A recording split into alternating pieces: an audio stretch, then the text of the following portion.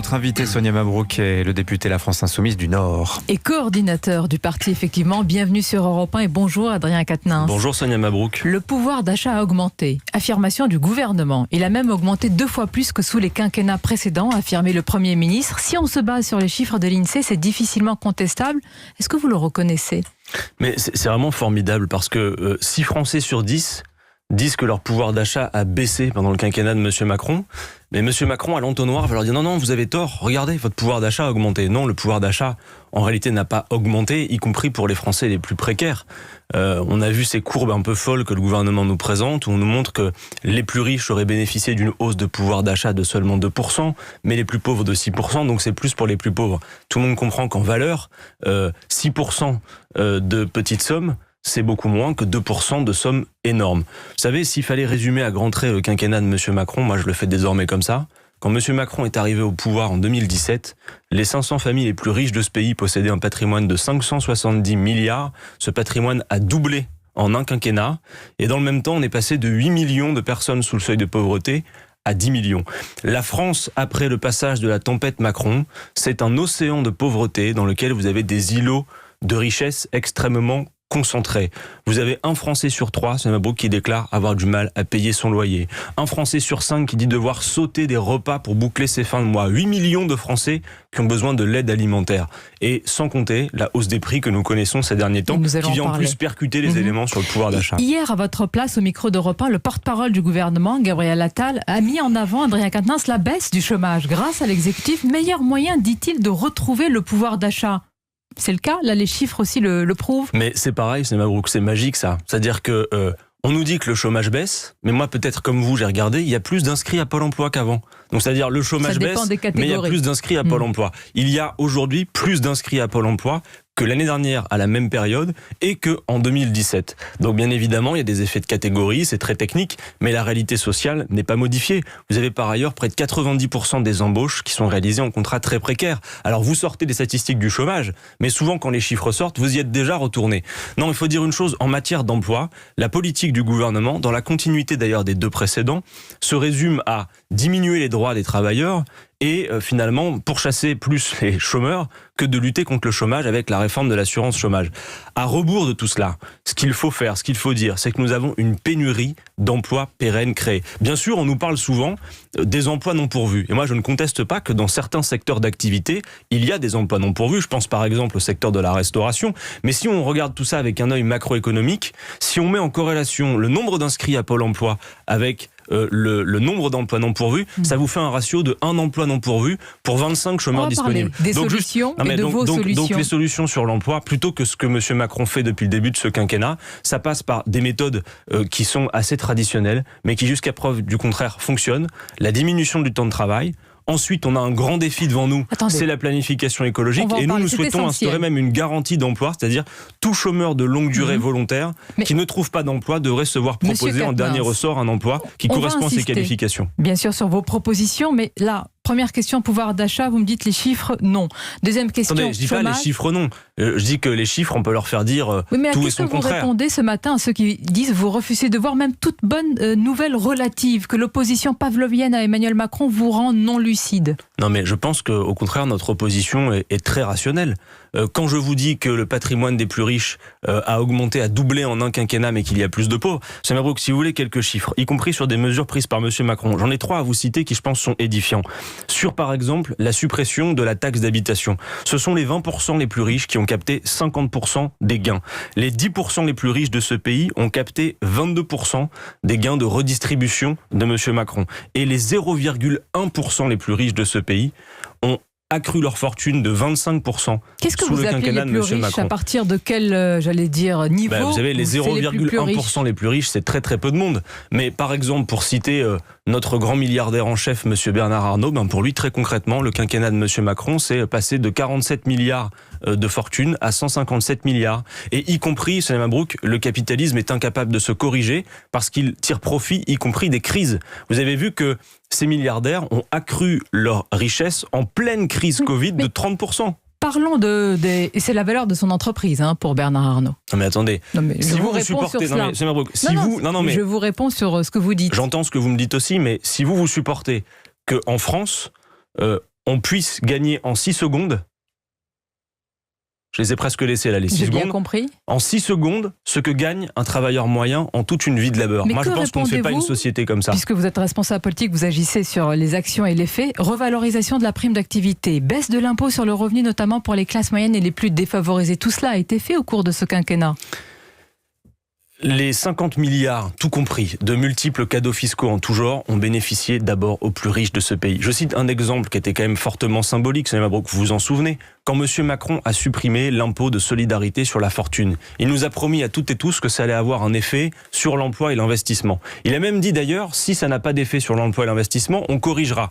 Madame Schiappa, que je prends de nouveau à témoin ce matin depuis votre micro, avait elle-même dit en 2018, si la suppression de l'impôt de solidarité sur la fortune n'a pas d'effet sur l'emploi et l'investissement, c'est Madame Schiappa qui parlait, je proposerai son rétablissement. Très bien madame, séance tenante, rétablissez-le. Parce que France Stratégie, ce n'est pas un organisme qui peut être suspecté d'être proche des insoumis, et précisément ils viennent de dire que la suppression de l'ISF n'a eu aucun effet sur l'emploi et l'investissement. Quand vous dites les plus riches, est-ce que vous admettez que parmi les plus riches, vous avez cité Bernard Arnault, et il y en a d'autres, mais vous avez cité l'exemple, j'allais dire, le plus important, le plus éloquent dans ce domaine-là, est-ce que vous admettez qu'ils sont aussi créateurs de richesse, d'emplois pour le pays, d'emplois?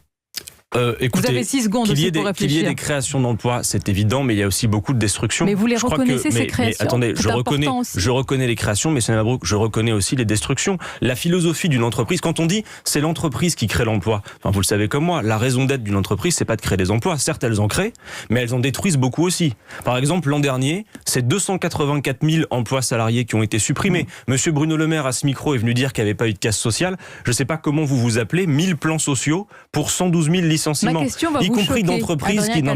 S'il y avait plus de Bernard Arnault dans ce pays, il y aurait peut-être plus d'emplois? Non, je n'y crois peut-être absolument pas. Ce qui se passe, Madame Sonia Mabrouk, c'est qu'on a une véritable rapacité du capital sur le travail, et ça se vérifie. Quand vous regardez ce qui s'est passé ces 10 dernières années, ça a le mérite d'être clair. En 10 ans, les dividendes versés aux actionnaires ont augmenté de 70%. En revanche, l'investissement productif dont nous aurions besoin pour relever tous les défis que nous avons devant nous a reculé de 5% et les salaires ont progressé d'environ 10%. On ne peut pas relever les défis qui sont devant nous. On ne peut pas faire société avec de tels niveaux d'écart. Ça n'est pas possible. Alors, on va rester sur ce sujet essentiel face à l'augmentation des prix de l'énergie. Vous avez proposé de bloquer les prix. Le gouvernement, Adrien Quatennens, a opté pour une autre voie, une indemnité inflation, et face désormais à l'augmentation du prix de la baguette en raison de la flambée des cours du blé. Que proposez-vous ? Écoutez, moi je pense qu'en effet, le blocage des prix, en tout cas des produits de première nécessité, est une mesure utile. Sur l'énergie, d'un mot, c'est le concours Lépine des solutions, c'est-à-dire en gros la fiscalité d'un côté, le chèque énergie. La vérité, c'est qu'on joue sur la fiscalité. Ce que vous gagnerez à la pompe, vous le paierez demain en impôts. Sur un chèque énergie, c'est pareil, c'est le contribuable qui le finance. En revanche, on ne parle pas assez du blocage des prix. C'est une solution simple, efficace, celle que Jean-Luc Mélenchon a proposée. On me dit c'est impossible. Si, le code du commerce le permet. Si, d'ailleurs, possible. dernièrement, mais ça a été fait. est-ce que c'est le rôle du politique? Bloquer les prix du gaz, de l'électricité, des produits alimentaires. Mais Sonia Mabrouk, ce fut le rôle du politique à plein de périodes. Vous allez me dire c'est un contexte un peu particulier, mais pendant la guerre du Golfe, on a bloqué les prix du pétrole. Situation exceptionnelle. Certes. Vous voulez un exemple plus récent, le gel hydroalcoolique. Vous vous en souvenez? La situation il y avait les effets de marché, offre et demande. On a bloqué. Oui, mais on a bloqué les prix. Là, il y a une situation exceptionnelle, c'est que les gens sont pris à la gorge et que ça n'est pas en versant une prime extrêmement aléatoire de 100 €, ou alors il va falloir en cracher souvent des chèques énergie, parce que les effets de marché vont continuer à faire monter les prix. Donc un blocage des prix, ça me semble être une absolue évidence. Aussi dire une chose, c'est que la hausse des prix a une origine, ce sont des effets essentiellement de marché. Pardon, mais creuser un trou pour extraire du pétrole ne coûte pas plus cher aujourd'hui qu'il y a 3 mois. Ce sont de simples effets de marché. Le gaz augmente essentiellement pour des effets de marché aussi. L'électricité d'ailleurs, son prix est indexé sur la hausse du gaz dans ce mécanisme de marché. Donc extraire l'énergie du marché est aussi une solution. Quand la Commission européenne a défendu l'ouverture des marchés à la concurrence, elle avait dit aux usagers français, le prix va baisser. C'est un long combat, mais je pense sincèrement, c'est Mabrouk, je pense que c'est un vrai sujet, parce que on le voit encore ce matin, Bruno Le Maire est en train d'essayer de négocier au niveau européen la baisse des prix de l'électricité, en tout cas la maîtrise des prix de l'électricité, mais comme c'est le marché qui dicte sa loi, eh bien ça va continuer à augmenter. Oui, mais attention, le marché marché, on en a eu besoin aussi à un certain moment pour la France. Donc, faut pas tout mettre sur le dos du marché. Sur l'énergie, ça a le mérite d'être clair. Depuis l'ouverture des marchés à la concurrence, qui devait faire baisser les prix, le gaz a pris 80% dans la vue et l'électricité 60%. Monsieur Quatennens, les salaires. Le débat sur l'augmentation des salaires est un classique à l'approche d'une présidentielle, mais dans les entreprises, il y a quand même un dialogue social qu'il faut respecter. Que faire alors ? Est-ce que vous seriez pour contraindre à une augmentation des salaires ? Écoutez, il y a une manière simple de le faire, l'augmentation du SMIC, et ça a un effet vertueux. J'entends là aussi toutes sortes de propositions floues et confuses. L'un qui propose une conférence de ceci, une augmentation de 10% de cela. Avec Jean-Luc Mélenchon, les choses sont simples et claires. C'est une augmentation du SMIC net à 1 400 €. Alors, ça a un effet vertueux immédiatement. C'est que si vous augmentez les salaires des petites payes, songez-y un instant. Les gens ne vont pas aller faire des tas au boursicoté. Ils vont injecter cet argent dans la consommation populaire. Il faut dire aussi que la dictature du moins cher nous pose un problème. Parce que, en tant que consommateur, avec de bas niveaux de revenus... Il faut en parler. Parce que vous parlez d'un effet vertueux, Adrien Quatennens, mais sur l'augmentation des salaires, le patron du MEDEF dit que ça entraînerait une augmentation des prix. Avec un exemple qui parle à tout le monde, la restauration. Si on augmente les salaires, le menu va augmenter, donc augmentation de prix, donc ce serait totalement contre-productif. Mais je pense qu'il faut admettre que on peut mieux payer les gens et donc assumer qu'on ne court pas toujours après le moins cher. Je prends un exemple.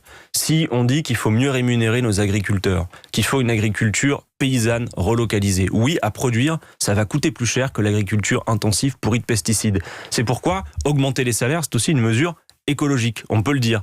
Et puis, Sonia Mabrouk, juste une chose... Oui, donc vous assumez, et on serait tous d'accord sur le consommer mieux, mais même si c'est plus cher. Bah évidemment, de toute façon, consommer mieux par définition. Tout à l'heure, vous êtes en train de me dire c'est la raison pour laquelle il faut augmenter les salaires. Et puis surtout dire une chose, ces 20-30 dernières années, la productivité a beaucoup augmenté. D'accord ? Ça veut dire que pour produire le même stock de richesse aujourd'hui, il faut moins de travail humain.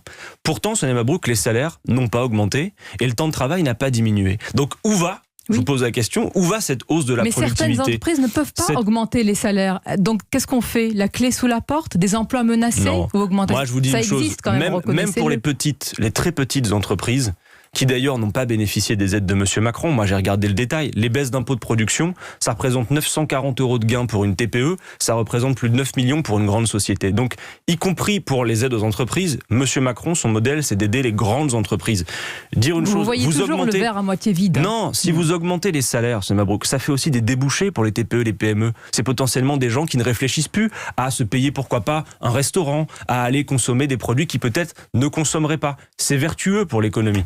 L'autre moyen de contrer l'augmentation des prix de l'énergie, Adrien Quatennens, à plus long terme, ce sont bien sûr nos choix énergétiques. Le rapport du gestionnaire du réseau de transport d'électricité RTE est au cœur d'un vif débat. Les écologistes parlent de manipulation, tandis que le gouvernement s'appuie sur ce rapport pour justifier la relance du nucléaire.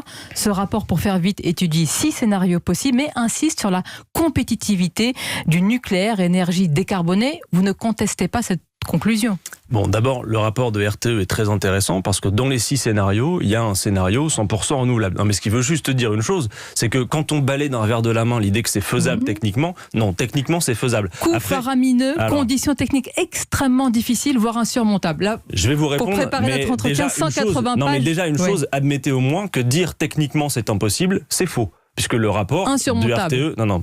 Alors, ensuite, sur la question des coûts. En effet, la conclusion qui a été tirée, à mon avis, un peu à la va-vite du rapport du RTE, c'est que comme ils disent qu'entre le scénario 100% renouvelable et le scénario nucléaire, il y a 15% en gros d'écart de prix, la traduction que tout le monde en fait, c'est de dire, il faut relancer le nucléaire et reconstruire des centrales.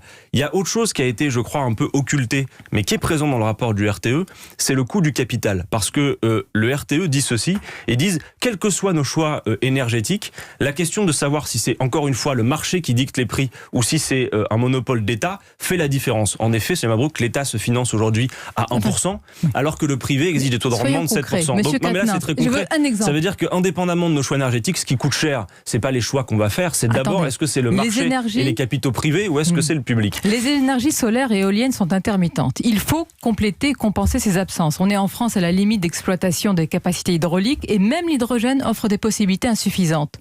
Comment vous faites ? Alors, d'abord dire une chose, nous sommes à l'heure des choix. C'est-à-dire que, y compris quand on parle de nucléaire, Sonia Mabrouk, en fait, en réalité, il s'agit d'une excellence française, rappelons-le. Mais, d'ailleurs, est-ce que vous le reconnaissez ? Mais bien sûr, moi je vais vous dire une chose. D'entrée de jeu, je vous dis... Symbole de notre souveraineté ? Celles et ceux qui ont fait le choix, il y a quelques décennies, de mettre le paquet là-dessus, je ne leur fais pas grief. Ça a permis en effet l'essor économique de la France, une énergie à moindre coût. Maintenant, soyons rationnels. Nous arrivons à une période où, vous le savez, nos centrales sont en fin de vie. Donc la question qui nous est posée, avec des centrales en fin de vie, c'est est-ce qu'on remet le paquet là-dedans? Est-ce qu'on relance le nucléaire? Ça va coûter presque 150 milliards, tout coût compris, ou est-ce qu'à l'inverse, on met le paquet dans les énergies renouvelables? Sonia Mabrouk, moi j'entends les arguments de mes contradicteurs sur la question nucléaire. Ils me disent, le nucléaire, ça a l'avantage de ne pas être intermittent. Pardon, mais l'été dernier... Décarboné, pas intermittent, excellence française, souveraineté. Prenons les arguments un par un. Intermittent. L'été dernier, en plus de la maintenance, il y a eu de la sécheresse. Il y avait des cours d'eau qui étaient à sec et on a dû stopper des réacteurs pour cette question. Question de la décarbonation, moi je veux bien, mais si on regarde les projections en matière de climat, Sonia Mabrouk, vous avez par exemple en 2050, sous l'effet de la montée du niveau des mers, vous avez la centrale de Gravelines qui est sous la flotte, celle du Blayais aussi. Donc moi je dis une chose pour résumer mon propos, on ne remplacera pas 100% de la production nucléaire par 100% de renouvelables, mais nous fixons l'objectif de 100% de renouvelables. Quand et pour cela, 2030, impossible. Jean-Luc Mélenchon a dit une fois, on va conclure, dites-moi juste pour quand? Eh bien, c'est très simple. Le scénario négawatt que nous reprenons à notre compte disait en effet 2035 il y a quelques années. Mais ils viennent de publier leurs résultats hier. Ils disent on a perdu du temps. Donc comme on a perdu du temps, il faut 10 ans de plus. Donc simplement, 100% renouvelable. Et la clé pour ça, c'est aussi la sobriété énergétique. On a besoin, par exemple, de rénover 700 000 logements par an contre les passoires thermiques. En tout cas, ce qui est sûr, c'est qu'on peut se passer et du nucléaire et des énergies fossiles. Merci Adrien Quatennens. À la condition d'en faire le choix politique. Merci à vous. Merci Adrien Quatennens. Merci de m'avoir invité. Europe Matin.